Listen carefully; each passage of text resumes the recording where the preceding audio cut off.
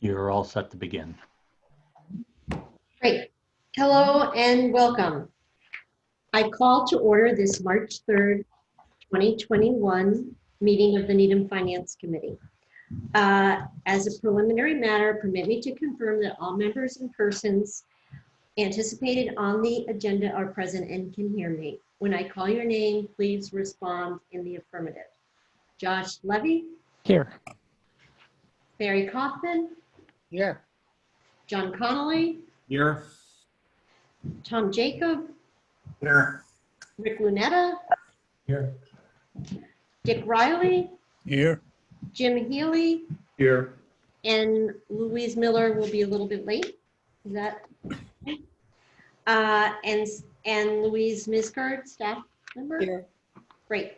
Good evening. This open meeting of the Needham Finance Committee is being conducted remotely, consistent with Governor Baker's executive order of March 12, 2020, due to the current state of emergency in the Commonwealth due to the outbreak of the COVID-19 virus. In order to mitigate transmission of the virus, we've been advised and directed by the Commonwealth to suspend public gatherings, and as such, the governor's order suspends the requirement of the open meeting law to have all meetings in a publicly accessible physical location.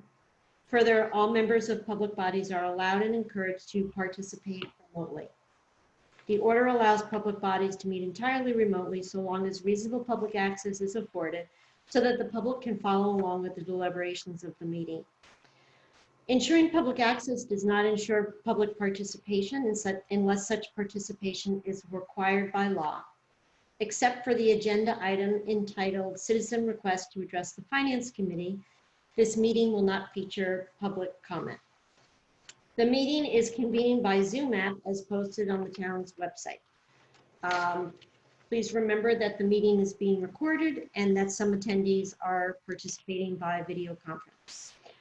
All supporting materials have been provided members of this body and will be available on the town's website. We are now turning to the first item on the agenda. And as a first order of business, I would ask for a motion that this meeting, should it be cut off, will be continued on March 10th if there is a technical problem. Is there a motion? So moved. Second. Great, just voice vote on that. Barry? Yes. Rick? Yes. Dick? Yes. Tom? Yes. Jim? Yes. John? Yes. Josh? Yes. Great. Okay, so then as the first item on the agenda, Dave Davison, are there any citizen requests to address the Finance Committee? Madam Chair, I'm not seeing anybody raising their hand, Okay, so you may proceed. very good. Second item on the agenda, let's approve the minutes of the meeting on February 17th, 2021. Did everybody have an opportunity to read the minutes? I move their acceptance. Second. Great. Let's take a voice vote on that. Barry? Yes. Rick Lunetta? Yes. Dick Riley? Yes. Tom Jacob? Yes. Jim Healy? Yes. John Conley? Yes. Josh Levy? Yes. And myself, yes. Okay, turning now to the warrant articles. And as you can see, most things right now have been moved to the special town meeting.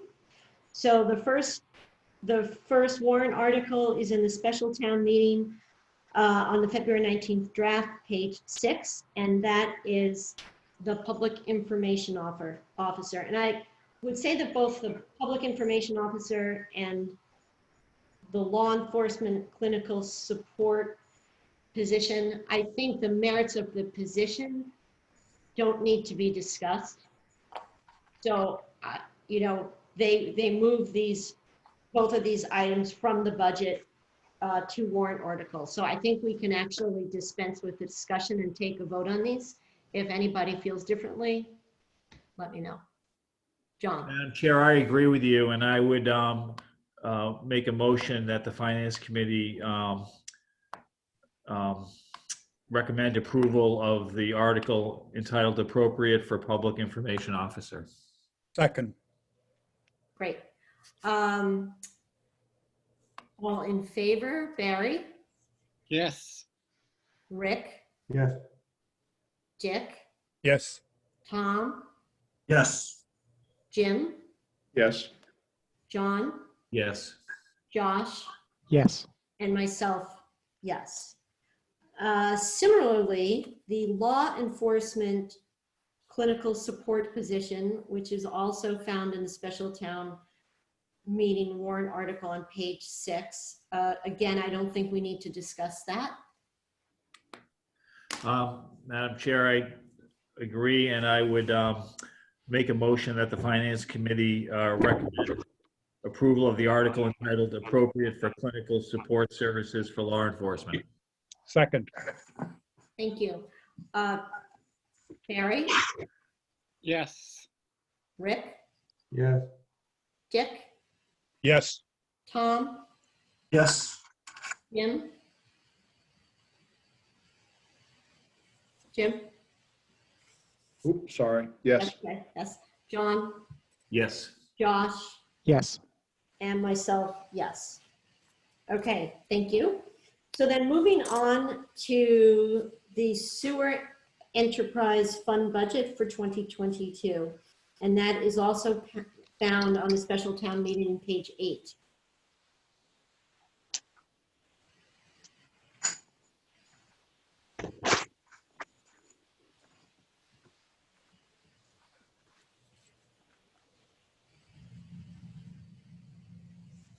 Madam Chair, we had a discussion of this during our budget deliberations and presentation by the Department of Public Works and the sewer group. And I have no further questions. And unless other people feel otherwise, I'd be happy to make. I just have one question. And it's just a question of whether some salaries have been moved around, because the salary and wages are down on the sewer enterprise, but they're up, not significantly, but up $53,000. Did some positions move around? Dave?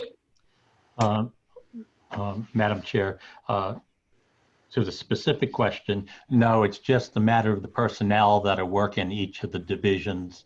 Employees can sometimes move from division to division. And that was the major factor that impacted the sewer going down. We had some turnover, so we had some salaries drop, and we had some people that moved from sewer to water, and that salary went up. And Madam Chair, if I may expand beyond the question, the only thing that is different about the sewer enterprise fund article, and when you get to it, the water enterprise fund article, is that we now have the assessments from the MWRA. And so both of them reflect what the MWRA has for an assessment. And then in both instances, the assessment is higher than the previous year. But everything else, as Mr. Conley first mentioned, is the same. What, Dave, is the cause of that increase, the assessment increase? The assessment increases, in the case of the sewer, it appears that the city of Boston's sewer flow dropped significantly. I guess not surprising that over the past year, many of the office buildings and hotels and such were closed, so they weren't using as much. So effectively, it shifted the burden of the budget on to the suburban communities. Because as a result, the portion of the flow from Needham and other suburban communities ended up being a higher percentage. The second factor is true, is all those folks that work in, that live in Needham, that work in Boston, weren't using the facilities in Boston. They were using them more so in Needham. and it's also contributing to a higher flow. In the case of water, that was an absolute increase by Needham residents of using more water in the town needing to rely upon more of the MWRA water. Thank you. But are the numbers that are in the warrant the correct ones? They are correct as of the assessment date. Okay. Jim? Chair and/or Dave, are any of these costs eligible for any type of state or federal reimbursement, or given that they're related to the pandemic, or is that not the case? They're not the case. These are the operational costs, and truly in both of these enterprises, there's been limited expenses associated with COVID-19. And in those cases, those were costs incurred this year to which we have submitted for reimbursement and would not be reflected in next year's budget.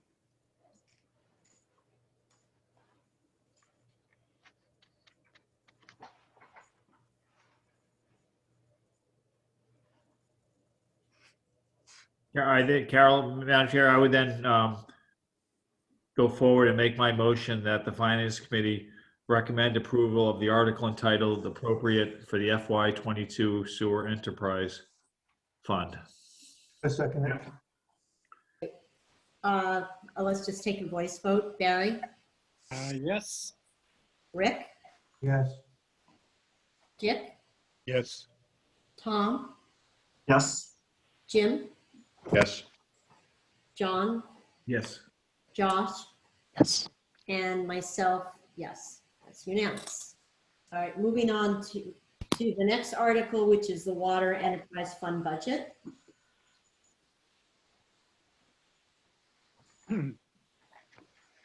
Madam Chair, I recommend that the Finance Committee vote to approve the adoption of the article entitled appropriate the fiscal year 2022 Water Enterprise Fund budget in the amount of $5,750,754. Second. Second. All right, Carol, take a voice vote. Oh, could I just ask one question of Dave? sure. I'm sorry, Josh. What's the reason for the increase in the capital outlay from 15,000 to 40,000?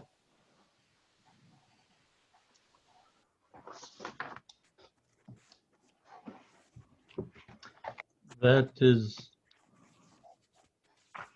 associated with the water enterprise, and I'm just refreshing my memory here what the change was related to. I think this is the first time David's ever been stumped. Thank you. It's just extra filter drain valves that have to be replaced during this year. It's operating equipment, but it's classified as operating capital. Okay. So assuming the pandemic ends, will it go back to the traditional 15,000? It's a year by year. It's based upon which small equipment or pumps that need to be replaced. So, last year actually was 20 was the year that it actually declined. And then we actually level budgeted in 21 and back up in 22. 23, maybe 40,000 or may drop slightly. I don't anticipate it to increase. Thank you. So going back.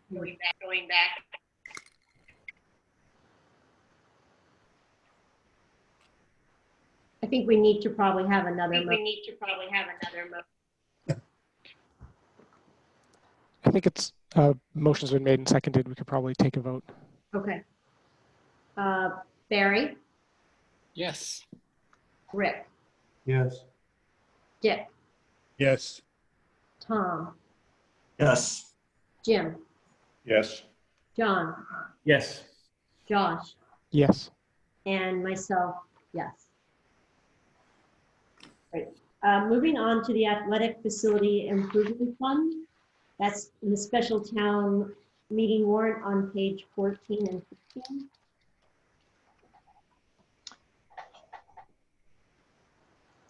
Madam Chair, I will bring in the town manager. Thank you.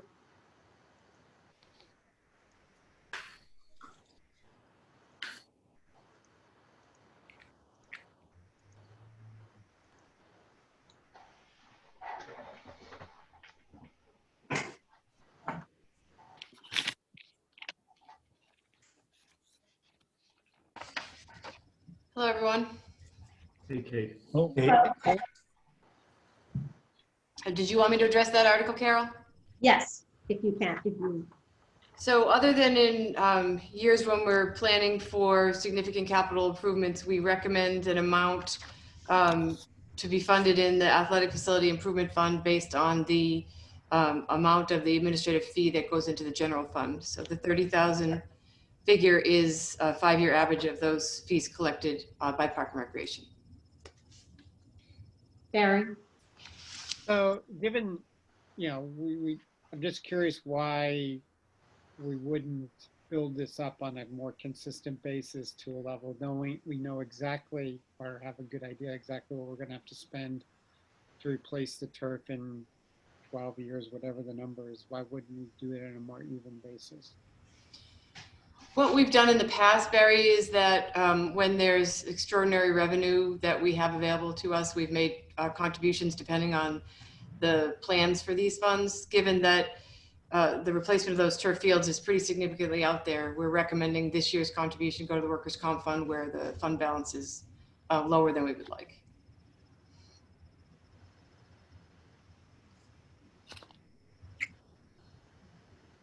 Does anybody else have any questions?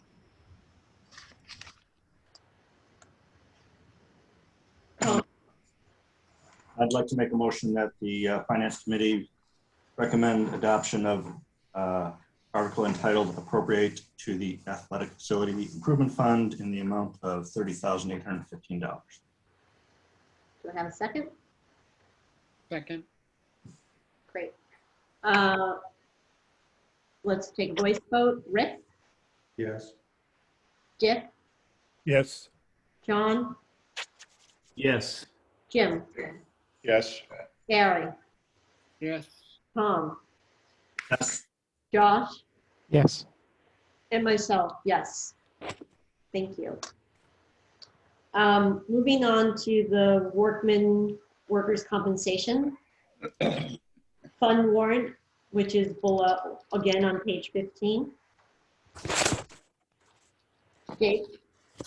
Madam Chair, as we discussed at the time when we were addressing the workers' compensation budget line and townwide expenses with the liaisons, this is a supplemental appropriation to the workers' compensation fund reserve to get the balance to be at $1 million, which is comparable to the determined liability of existing cases, which is determined by a third-party administrator.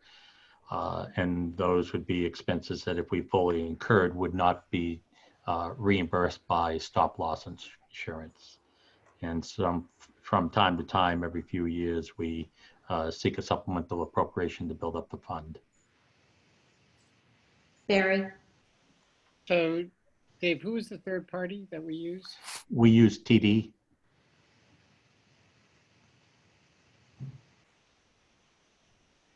TD Bank? Well, bank, but it's a different division. Okay. Josh, did you have a question? Yeah. How long do we go typically between supplemental appropriations? We've gone, in the last couple of years, they've been only a few, 2-3 years apart. Before that, they used to be a longer period of time. And the reason for that, which actually another warrant article that we'll discuss later on has contributed to it. The annual appropriation to the workers, the budget line in townwide expenses, which is called workers' compensation and injured on duty, which relates to Chapter 41, Section 111F for public safety officials. Public safety officials are not covered under the workers' compensation laws. And that fund that we have, that whatever amounts remain unspent are transferred into the workers' comp pool to cover those liabilities, cover those future liabilities. However, injured on duty public safety costs cannot be charged to that fund.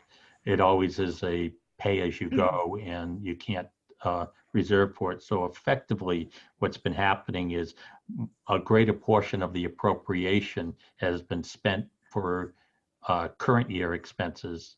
And in recognition, this is an issue for many communities.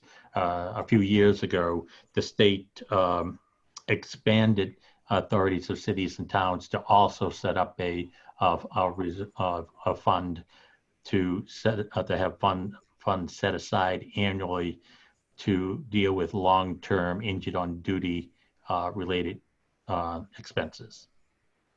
So that's why it's become frequently. If the injured on duty fund is approved, I anticipate that there will be a less frequency that we're going to need to make a supplemental appropriation to the workers' comp reserve. Thank you. Madam Chair, I'll move that the Finance Committee recommend adoption of article titled Appropriate to Workers' Compensation Fund in the amount of $337,000. John, did you have a question before? I did, but I see that we're going to speak to this special injury coming up, so I'll wait until then. Okay. So do I have a second on Rick's motion? Second. Thank you. Voice vote, Barry, Yes. Tom, Yes. Jim, Yes. Rick, Yes. Dick, Yes. John, Yes. Josh, Yes. and myself. Yes. Thank you. Then moving on to the Stormwater Stabilization Fund.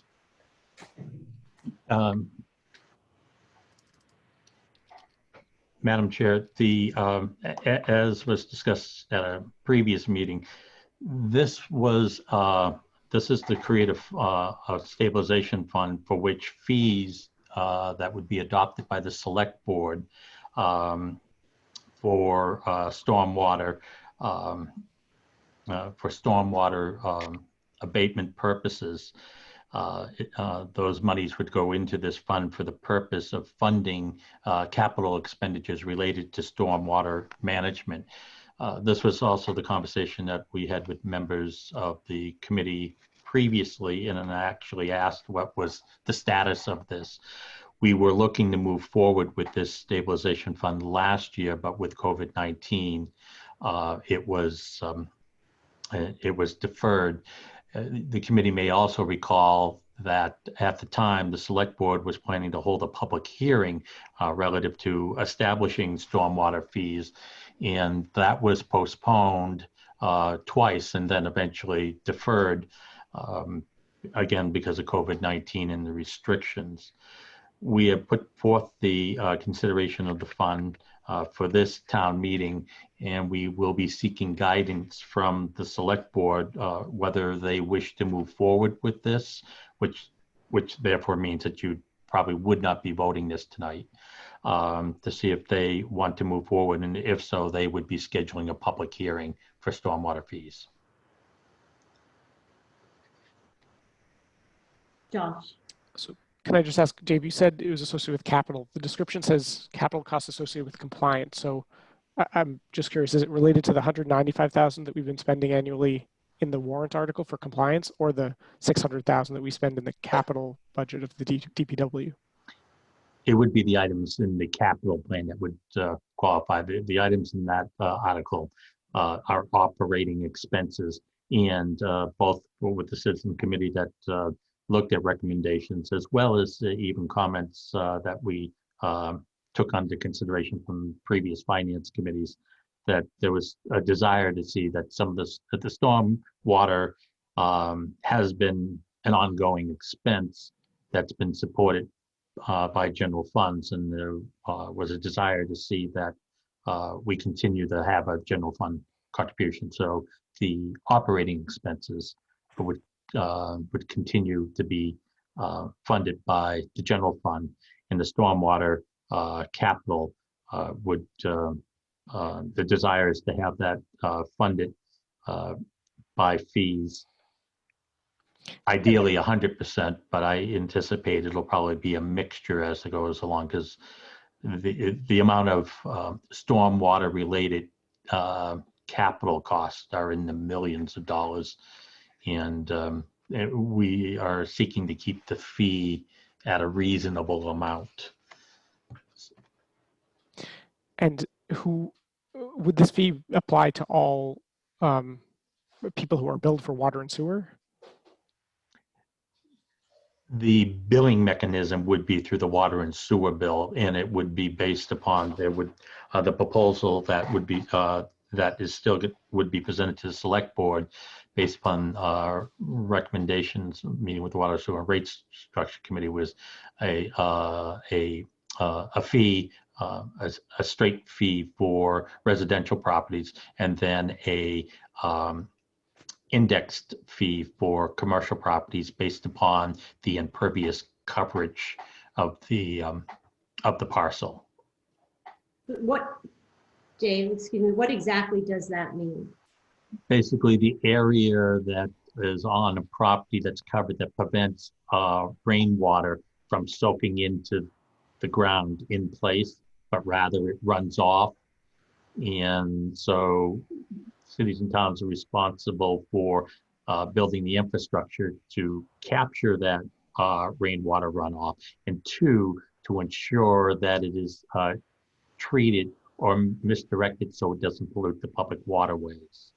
So that's where the costs are. So so that's why on the commercial properties, it's looking at what percentage of the property is impervious to make the determination what the fee would be assessed to the property.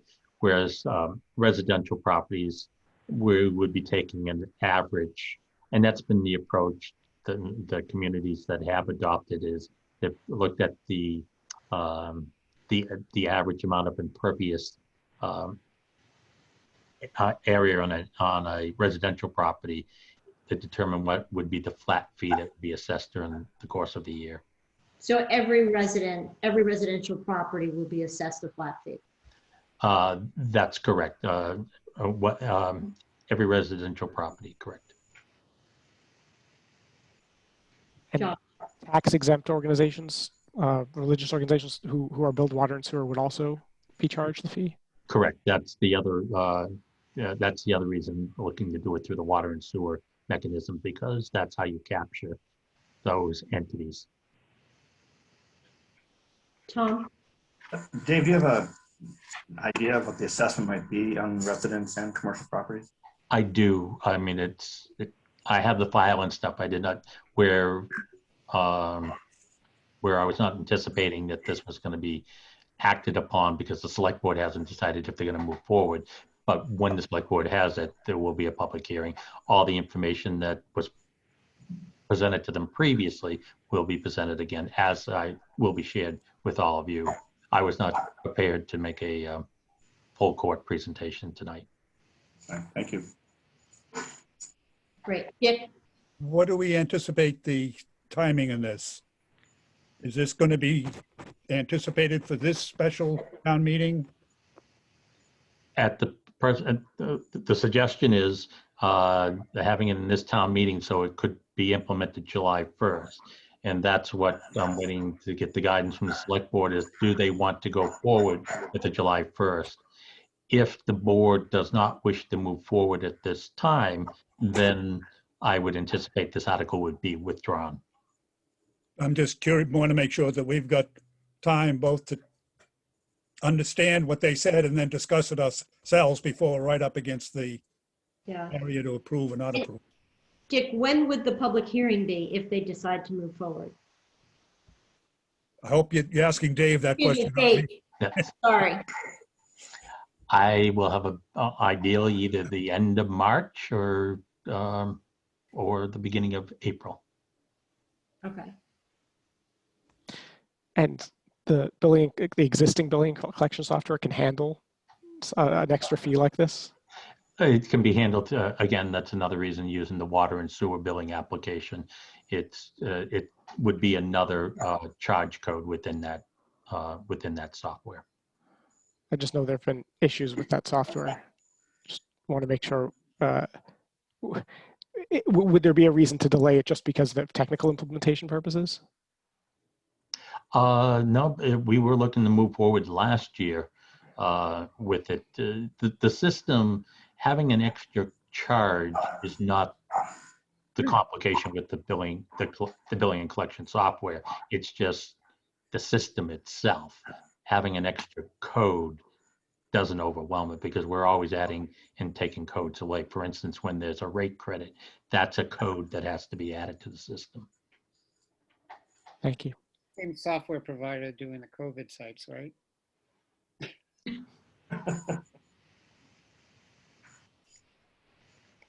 So I don't think that there's anything more we can do on this article. So why don't we move to special injury leave indemnity fund? That is a special town meeting, page 15 to 16. So I guess my question on that was, Dave, could you just explain what's the difference between that and workers' comp, and how are things going to be different, and what's the benefit of this as opposed to, other than that we can do it, as opposed to how we're typically handling things for workers' comp? Two things. One, it will allow us to have funds that are appropriated for injured on duty, that if they're not fully expended in that year, to put them into the fund to pay the ongoing expenses, because injuries do cross over in fiscal years, and the fund allows you to charge the prior expenses to the fund as the person is, as the person continues to have costs associated with an injury. They generally tend to be medications and or medical treatment.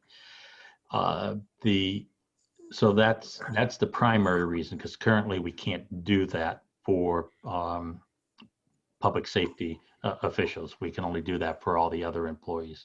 The second mechanical thing that you'll see different, that if this passed, that with the fiscal 2023 budget, we will break out an amount for workers' compensation and an amount for injured on duty.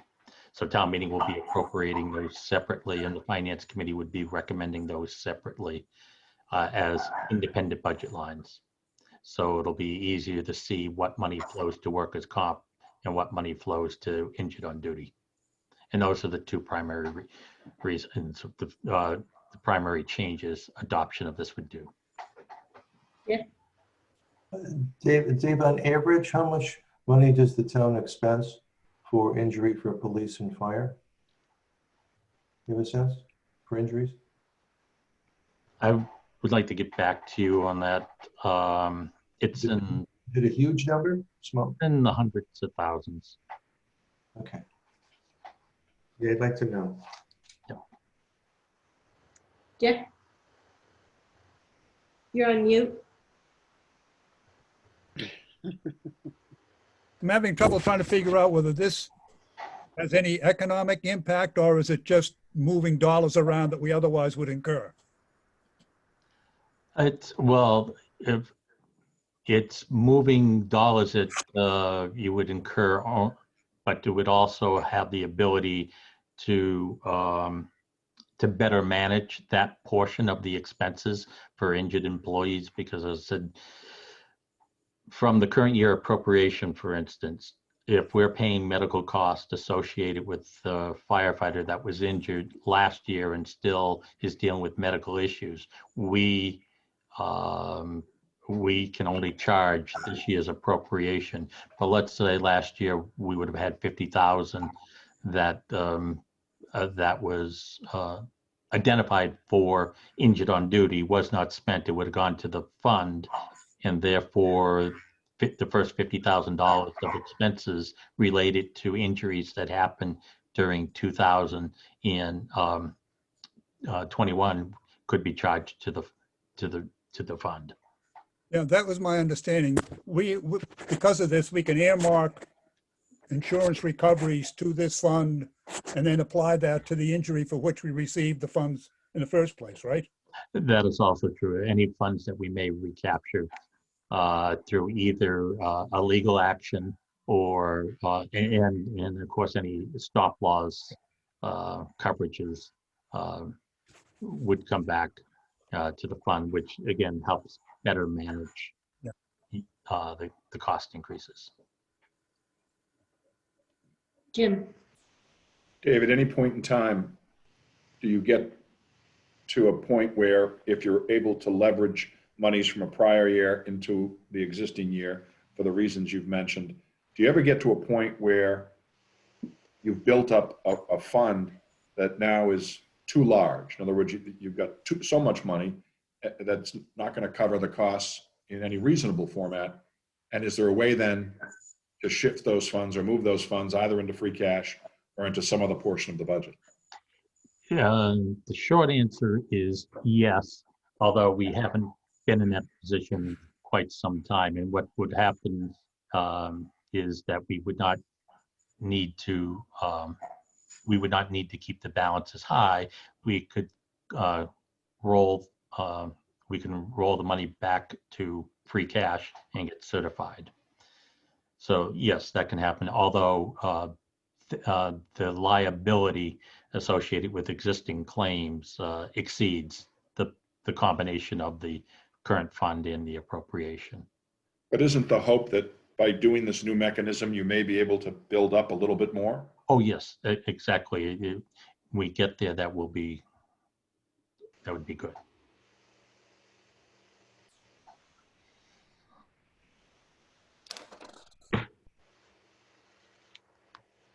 are there any other questions?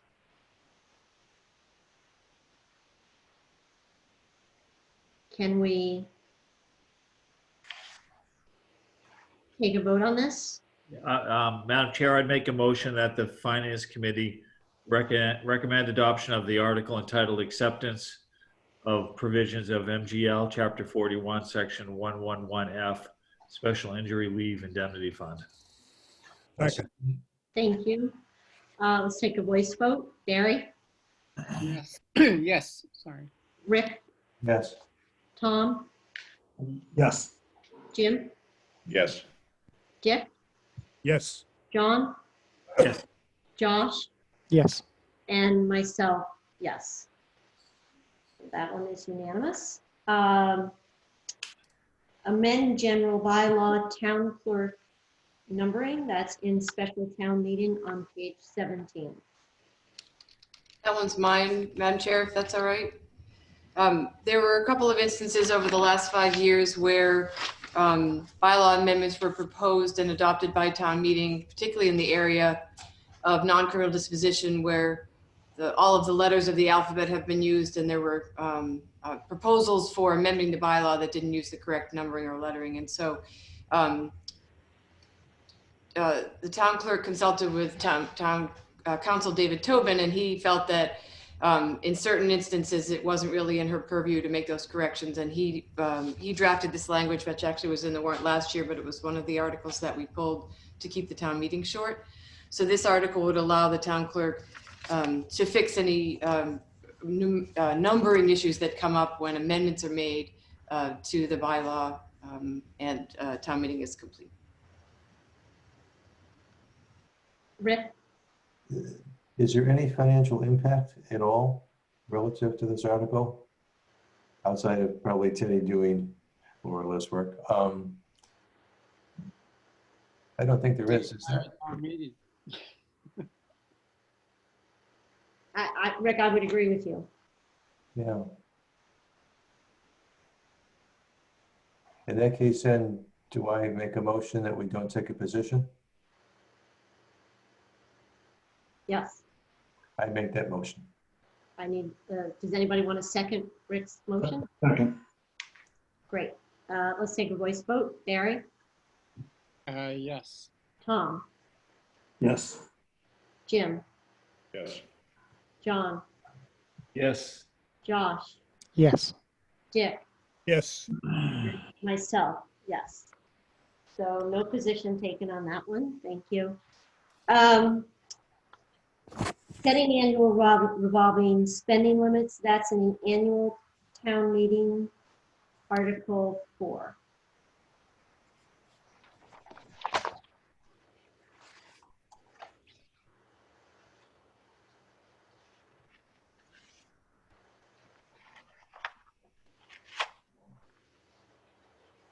Madam Chair, I think Dave has a comment.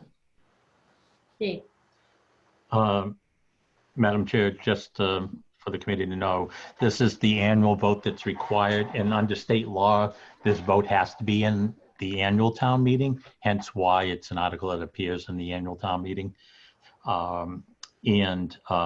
These are all the same revolving funds that currently exist, and the amounts, the spending limit amounts being set are the same exact ones as they are this year.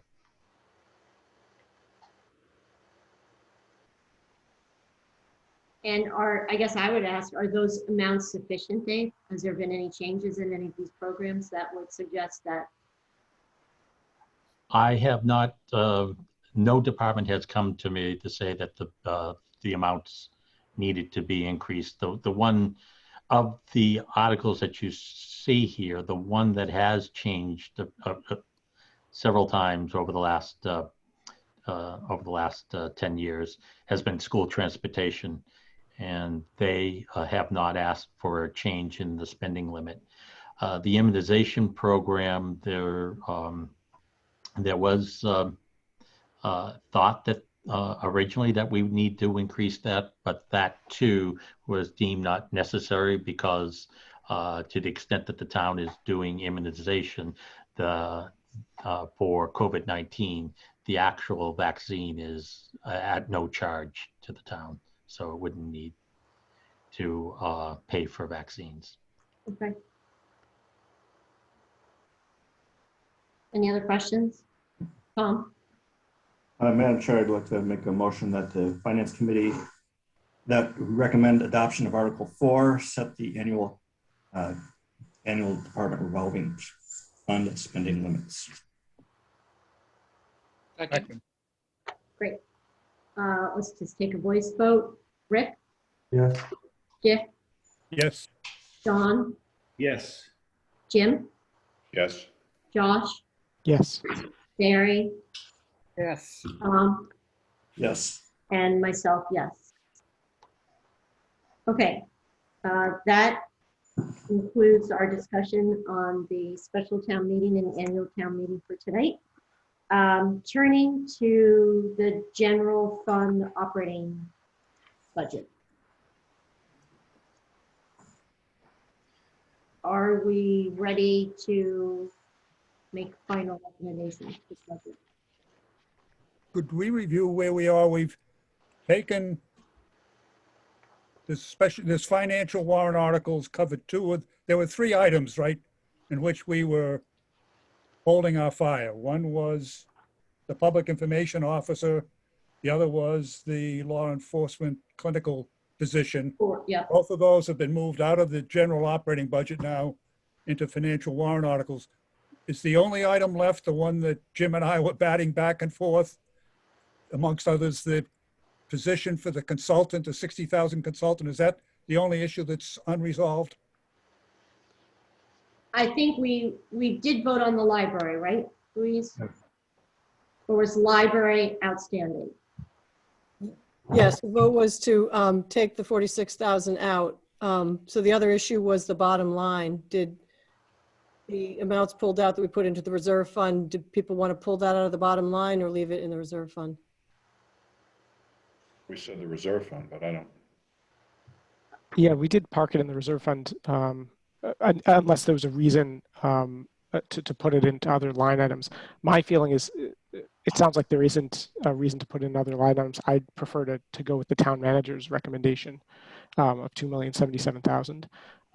My feeling is that, I don't know, I don't think we need to be squirreling away more money. I think if we're able to lower the taxes just a little bit by not putting in the budget, then that's worthwhile.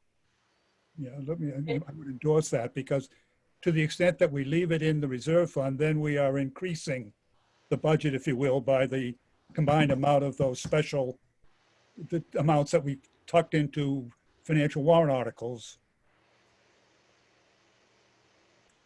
So I think if we're passing on, I think they should pull, what would happens to them, Dave, when they are not appropriated? Do they fall through into free cash?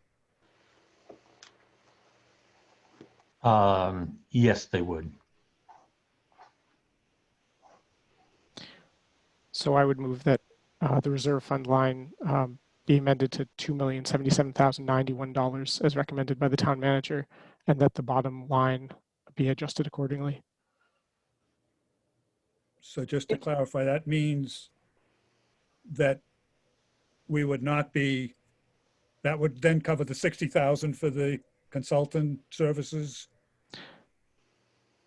What's the 60,000 you're referring to? Wasn't that the third item that we, planning board, That right? was the Planning planning board. But that was going to be a separate warrant article anyway. was it? That wasn't in No, the budget. it wasn't determined, I don't think, how they were going to do it. My So if- comment, Sorry, I thought it was going to be a separate warrant article.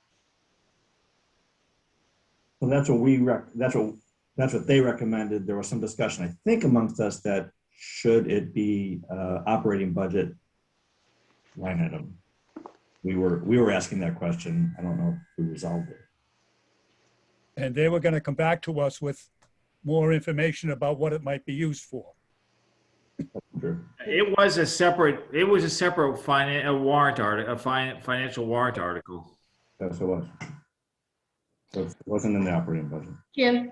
yes, so the comment I had was that I didn't think there had been sufficient explanation and justification for what this money was going to be used for. And so I thought, number one, I didn't know if it should be an expenditure at all, whether it be an appropriation within the operating budget or an appropriation within the financial warrant article.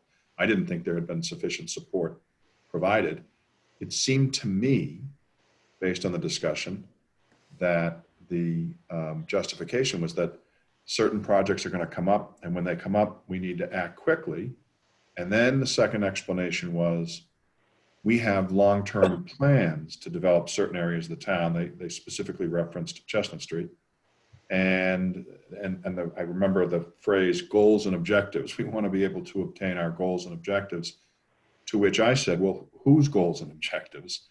And, shouldn't the finance committee at least know, when we're going to make a recommendation to spend money, what we're spending it for, and whether we as a finance committee believe that it's a fair, good, and reasonable expenditure of taxpayer funds.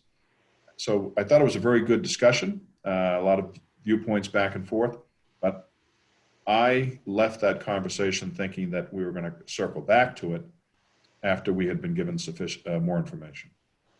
I agree with that assessment. Can someone reflect that in the minutes, please? Dave, did you? That was a joke. Madam Chair, for the convenience of the Finance Committee, I think the committee can, to the comments that whether there should be an increase to the Planning and Community Development Department budget for studies, that would, at this late time, is problematic. And I think that that department should submit that request with their FY23 budget as a DSR4. Therefore, you can move forward not needing to consider increasing the Planning Community Development Department budget at this time. Relative to the merits of the warrant article, the committee has not voted on that, and the committee is certainly entitled, and I would not expect the committee would take action on the warrant article until you had an explanation of how the requested amount will actually be spent and have a writing on that. It's my understanding the planning department is preparing such a writing to provide to you at a future date, to which the merits of the request can be debated at that time, and the Finance Committee can make a recommendation for funding or not funding that warrant article. It's in the warrant. No, in the current warrant. Jim, Once we're done this discussion, I want to circle back to something that we were talking with Josh and Dave. So, but I don't want to cut off this discussion.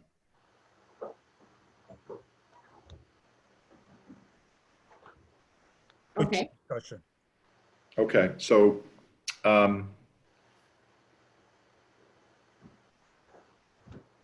this discussion of whether we should move money into the reserve fund or not, and as I understand it, there's a concern that if we put it into the reserve fund and we don't use it, then we are, in essence, taking additional tax dollars, which we may not use, and therefore, to reduce the tax burden, we would reduce the total budget number by those amounts of monies that we would not put in the reserve fund. Is that, Josh, what you were saying?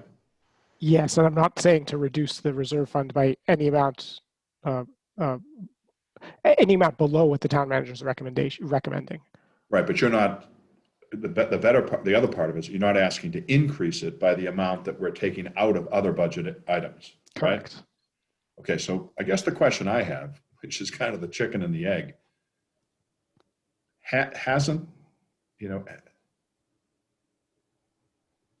so will this then force the issue of what the tax rate and the tax collections will be? In other words, are we then setting the stage for what is going to be the tax base for FY22? Since we're saying now because you come up with a budget, what I'm trying to get at, I'm sorry I'm doing this clumsily, but you set up a budget based on what you project to be either 2.5%, the new growth, all that, what the, other revenues from townwide, revenue sites are. So you come up with this set of money, and this is what is now available for appropriation. And then everybody goes and all the departments submit their requests and their DR requests and all the other things. But if that number that you have estimated to be the quote unquote taxable monies that are going to be raised in FY22, if we then say we want you to raise less than that, less by this amount that Josh is talking about, let's just say for the sake of the argument, $50,000. Are we then, the Finance Committee, as I said, kind of putting a foot over the line saying, we don't want the town to raise all of the taxes that otherwise it would be able to do? Am I saying that right? I believe so. Josh, I think I understand what you're saying. So I guess there's a mechanism question and then there's like a policy question. For the policy question, I think the Finance Committee does have a role there. I mean, typically we only look at expenses, but I think we should be considering revenues as well, namely the tax rate.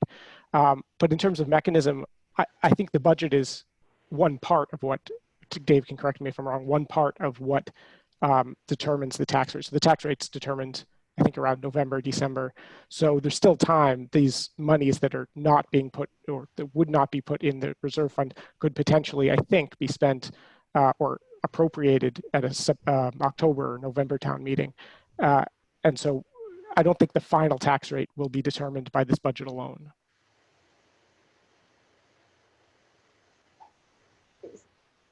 Is that correct, Dave? Dave, anything? I was nodding my head. Yes, that is correct. Until we close out the town meeting in the fall, that's when things close up in terms of what the tax rate will be. Tom? Go ahead, I'm The sorry. question I have is how much influence does how we control expense, how much does that influence what the actual revenues we take in are? Meaning, in reality, isn't it mostly a math problem in that they take the assessments of all the town properties, increase it by 2.5% from the previous year, the tax rate? I mean, or is that not how it works? You don't have to increase it by 2.5%. No, you don't, Oh, no. we don't have to. No, Barry's making a great point, and I think that's what I'm getting at. We don't have to, but we don't ever have that conversation here. That's at the board. That's my point. That's exactly what I'm getting at, Tom. I think the finance committee, and I've always wanted to, talk about this, but we don't have to appropriate all that is requested. And if we don't, and town meeting doesn't appropriate it, I should say, then obviously you don't need to raise the same amount of taxes because you don't have the same amount of expenditures. And we've never had that discussion because frankly, I believe it's been the executive branch's rule of thumb, at least it was when I was there, is we wanted to raise as much as we legally could because for two reasons. One, back in those days, we had budget difficulties. We had bad years. And we didn't want to, just because we had one good year, we didn't want to kind of make things difficult for us as the years move forward. But it was always a great discussion. There are some towns, for example, I have a place in Chatham, and that town very, very frequently is well below, the maximum of 2.5% plus the new growth and plus, whatever local revenues there are. So I guess that's what I'm saying. Then my last comment on this, and I'll shut up, is it, since we do have until November, is what I think Dave is saying when we get to the special, would it be better that we actually put it in the reserve fund, at least for now, recognizing that we can move it out if need be in November, or is it better that we just leave it hanging somewhere out there? Thank you. Yeah. I would opt for the latter option in that I think it's a subtle, excuse me, subtle aspect of this too, in that we don't do zero-based budgeting here. So there tends to be a lock-in effect. So if it's in this year's budget, it's how much more than that do we spend next year rather than how much should we spend. So I think every nickel that we put in the budget will tend to stay there. I think you're right, Dick. I mean, we could, in theory, correct me if I'm wrong, arbitrarily decide, you know what? We're going to take $10 million out of this budget just because we think it's the right thing to do. I mean, I'm not advocating that, but and then we could go through and, we could do it, somewhat arbitrarily. You could do it, and present that budget to the town, in theory. I think you're right. And have the taxes, if the town could function on that much less money and have the tax rate reduced to reflect that. John? I don't disagree that that's what the conversation would be. I think the timing of that needs to be when we begin all this in November, as opposed to now. Yeah. And so I would think, as we look to next year, that maybe, we make a note to have that discussion at the beginning of, when we start in September, October, and do it then, and at least talk about it and see as we get into the budgeting if that's something we might want to consider in some way, shape, or form. The reason why it also comes up is that, and again, not that I don't have all the experience you people have or the background, but it is my understanding that free cash historically in the last 10 years or so has been pretty high. Yes, man. And so that begs the question, maybe we're taxing too much. Maybe we should try to do a better job of what Dick said of, managing the budget to what we really need. And if it means then that we don't have $6, $7, $8, $9, $10 million of free cash, well, we did a good thing. It means that we actually we levied the tax to the taxpayer, what was needed to run the town as opposed to having a cushion. So it is a good discussion, but thank you for having Although, patience. For having yeah, there are, So Jim, just don't forget that between now and next October, please, okay? but you got to keep in mind, there are lots of, these warrant article expenditures, most of them wouldn't fit in the operating budgets, and we don't want them in the operating budgets, right? For lots of reasons. So they can only be satisfied technically by free cash. And when we have that discussion, it will be helpful if we had the record. My memory is, my impression, put it that way, is that a lot of the genesis of free cash has been from both income over budget and expenses under budget. And I think while it varies year to year, my impression is a little more on the side of revenue over budget rather than expenditures under budget. It's a lot more. So Yeah. I think it'll be helpful as we look at that question to have that information in front of us. Actually, Dave, that would be, not that I want to create work for you, but that would be an interesting exercise to the origin of free cash, revenue versus expense. My guess is you probably have a good sense of that. It tends to be about 50-50. Oh, really? Yeah. Okay, I'm wrong. I would have thought it would have been heavily weighted in revenue. No, because one thing that is forgotten is the tax rate can't be any more than what town meeting appropriates. So we can't appropriate, if the town appropriates $100 million from the tax levy, the town can't levy $102 million. It can only levy $100 million. Agreed. Where the surplus would come in is if the state gave more aid than the cherry sheets were suggesting. That's happened a few times in the last 3-4 years, but generally does not happen. And then, of course, local receipts, which has the greatest volatility and therefore has the greatest likelihood of contributing to free cash. And I know, having worked with you for a long, long time, you're very conservative on that, because the worst thing you can do is to be radically under budget on your local receipts and revenues. So I know there's a yin and yang to it, but I do think Dick and John are right that it's a good discussion point. But I'd also like to say that I think one way to get a better sense of this, Dick, you mentioned zero-based budgeting.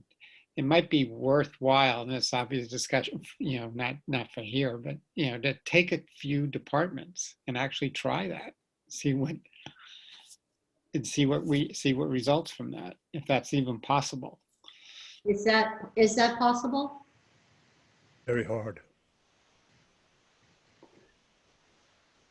Dave? We'll start with It is, yep, it is completely doable and possible, but it requires the finance committee to give up those hours of time to sit down with the department and go over item by item.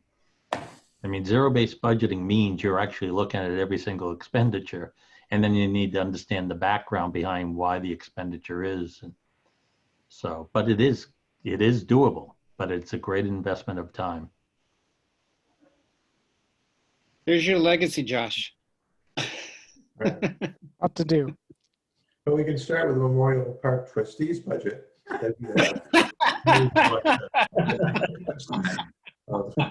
Slash it by 10%, save 70. One question I have, and I'm not sure how it fits into this, is if the real driver to the tax bills are the overrides for all the capital improvements. And while many of us agree that the capital improvements are necessary, I'm often concerned that I think about all the extra free cash and that somehow be used to help with the debt service and so that the overrides don't have to be as large. And I know the numbers are huge on the capitals, but I don't know how that would work. But that's always been my concern, is that the capital projects, the overrides, are really what's exponentially increasing the tax rate, the tax burden. True. Barry? And I guess Dave might argue that free cash allows us to purchase items for cash and not have to borrow money that would be borrowed otherwise, right?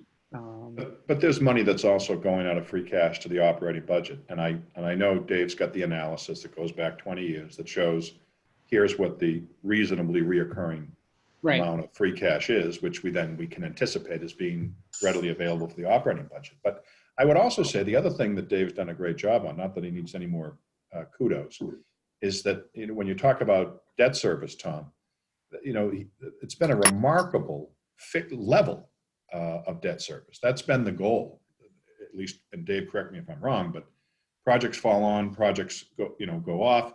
But the point is, you don't want to have the high and the low.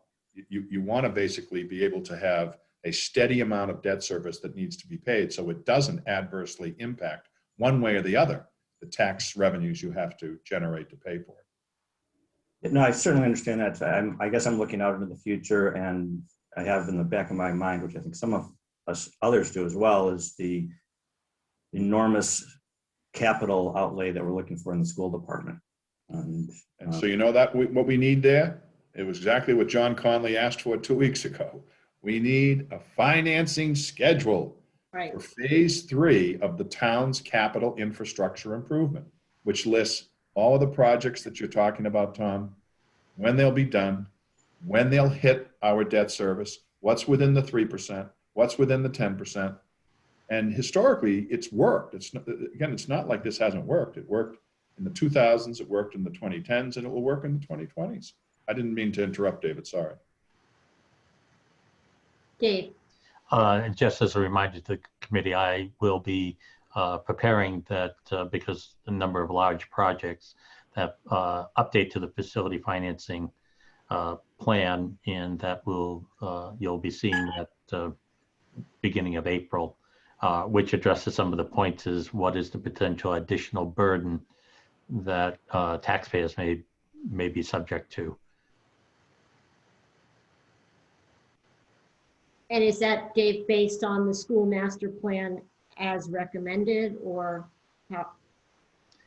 It's based upon the feedback that I get from the various sources, because as recommended or as requested is different than what's as recommended. What I'll be showing is what the impact is over, I rely upon the PBBC to tell me from a workflow standpoint, not dollars and cents, from a workflow, what can they do? And that's what I try to model the debt burden on, because having 3 major projects, which you can't physically do at one time, is not really being helpful to anybody. It'll show an outrageous number, which we all know would be unaffordable, but it's also not doable. Mm-hmm. So that's why I rely upon feedback I get from members of the PBBC to help shape that modeling, and it'll be based upon that. Okay. Yeah, but let me just add, though, however, I mean, an important cog of that is ordering or priority, or whatever term you want to use, understanding that you can't do 3 major ones at once. And if that's the case, then what is the first one? And what is the first one is beyond the PBBC's decision. It's a collective decision and discussion amongst the stakeholders, being the schools, the board of selectmen, and the finance committee. So taxpayer. And so it's going to be a robust discussion on that goes beyond just not being able to do 3 at once, but actually then which are you going to go first with?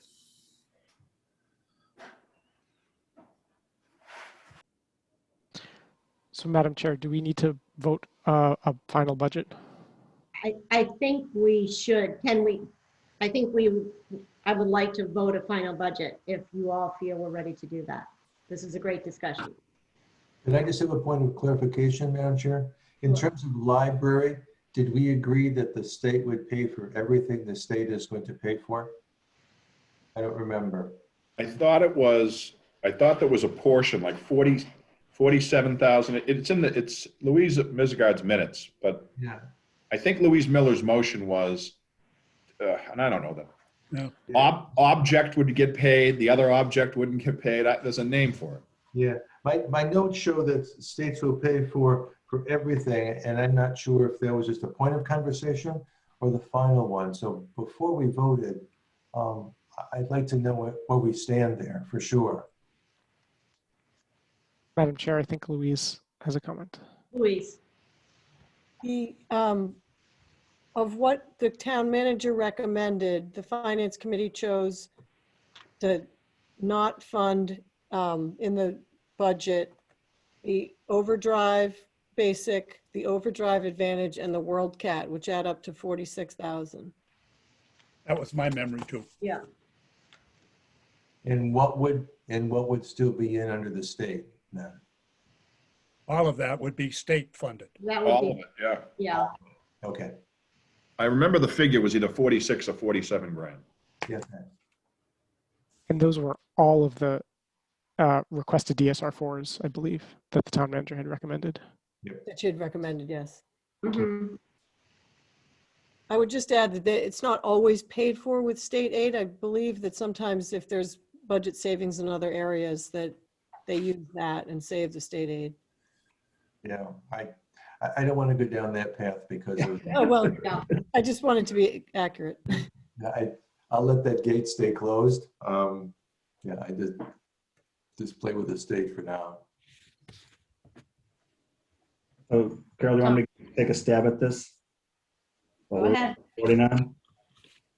I'd like to make a motion that we accept the town manager's recommended budget with the following three exceptions. The removal of $98,000, oh, I gotta read this, $98,163 from the select board town manager's line item. The removal of $45,000 from the police department line item, and the removal of $46,000 from the library. Second. Um, And just, Oh, a question, then doing that, does that come out to the 195,989,980 that's in Carol's letter? No, the number would be reduced, if my math is right, by $189,163. I thought Carol's number already took out. no, No, they were in, it was in the reserve fund. We Oh, it was talked in the in the reserve. I apologize. Okay, thank you for that. Okay. My only comment, and I know I'm not trying to stir the pot, but this is the finance committee's recommended budget. Yes. yes. Yes. I think he was using that as just a Debate. point to help us, but when it was said by Tom. No pot stirring. Just a So, little wobble, just a little shaking of the pot, that's all. so do we have a second to Tom's motion? I think I Second. already seconded it, but go You ahead. did. Okay. So a voice vote on the budget. Barry, Yes. Rick, Yes. Dick, Yes. Tom, Yes. Jim, Yes. John, Yes. Josh, Yes. and myself, yes. Wow, yay. Woo-hoo. Okay. Any other updates, questions? John? A question and then just not so much an update, just to add some information. My question is, what is our schedule going forward? So Louise, what is our schedule going forward? Because we have no meeting next week. Is that right? Correct. We have nothing scheduled next week. And as of right now, there's nothing on the 17th, just because we're waiting for time to pass so that articles, so there's sufficient information, or other boards like the planning board or the CPC has acted. So we'll next be meeting probably the 24th. but I would just point out that March 17 is St. Patrick's Day. St. Patrick's Day in a pandemic is so much fun. And I think It's also CPC hearing. if I saw something correctly, the 17th is the night of the CPC public hearing. Right. Yeah, Yes. Okay, so I should plan then as our next meeting being Wednesday, the 24th. Yeah. And are we anticipating pretty much every Wednesday from there on until we get our work done or? I would think so. What do you think, Louise? we're making really good progress. So I don't have my calendar up right now. But I would plan on that, but I think there will be, well, probably through mid-April, and then I think we're going to want to shift focus to the presentation. So if we can wrap up by mid-April, we will. Mm-hmm. Okay. And then the other thing I wanted to point out, and it's just to point out, it's not for discussion, obviously, is that I saw in the on the website that the select board put down that they're having a meeting this Friday at 3:45, an executive session under exception 3, potential litigation. Just pointing that out. I saw that on the website today. what does that mean? What does that mean? Is I don't that, know. Well, all I can, I'm just pointing it out that's what I saw. you think Someone's it's related? getting sued. I'm just pointing it out. I have no idea what it is. Huh. I think Jim figured it out.